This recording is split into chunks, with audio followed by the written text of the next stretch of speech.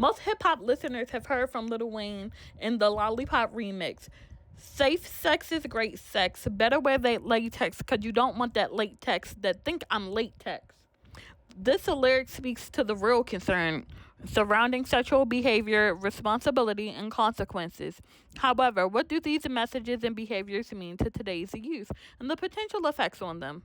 Many young people find themselves leaning on survival skills by exchanging sexual activities for substances, food, or housing.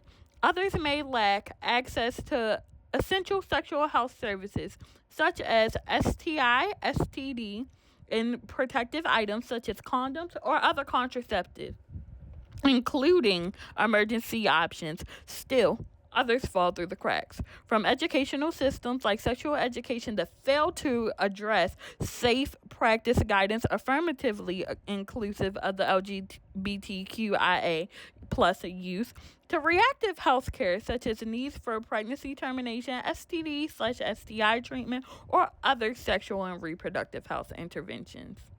Sexually active adolescents and young adults ages 15 to 24 are at higher risk of acquiring STIs than adults.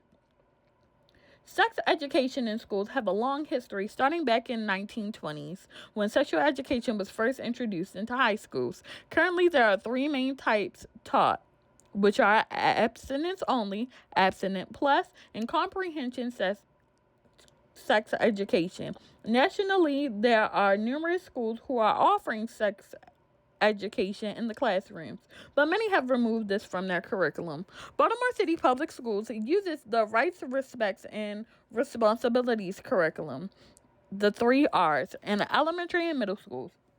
Though parents have the option to opt their children out of these courses. Despite having this safe space to gain the knowledge for best and safe practices for sexual activities in schools, it does not include the LGBTQ plus youth.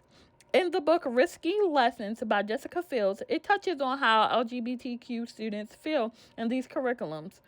Fields says gay, lesbian, bisexual, and transgender students heard little about their lives. This could be backed up by the fact that only 10 states in D.C. require inclusive content with regards to sexual orientation, but 7 require only negative information to be provided on homosexuality. In the United States, prevalent rates of certain STIs are highest among adolescents and young adults. In 2022, half of reported cases of chlamydia, gonorrhea, and syphilis were among the adolescents and young adults aged 15 to 24. A barrier for this may be access to Medicaid and Medicare. Children and families in Maryland have Medicaid and Medicare, especially in Baltimore City, where 3 in 8 children are enrollees of Medicaid and Medicare. Overall, Lil Wayne warned us about the latex, but many young people face the consequences before the phone buzzes. When sexual health education is incomplete, non-inclusive, or hard to access, young people have to make decisions without the right tools, support, or safety net. This leads to serious issues like STIs, STDs, unintended pregnancies, school disengagement, or social isolation. By investing in inclusive education and wellness access focused on youth social work, can shift the focus from reacting to preventing. Safe sex is important, but safe systems also ensure that young people never have to read that I think I'm latex alone.